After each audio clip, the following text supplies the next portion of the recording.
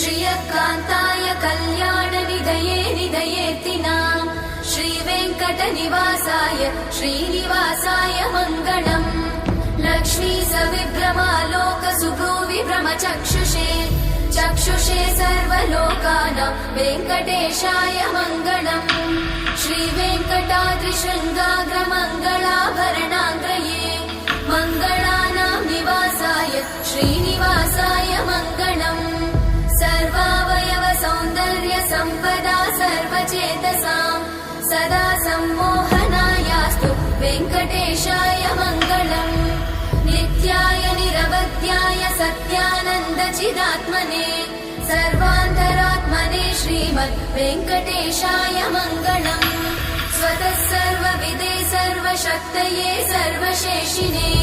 सुलभाय सुशीलाय वेङ्कटेशाय मङ्गलम्।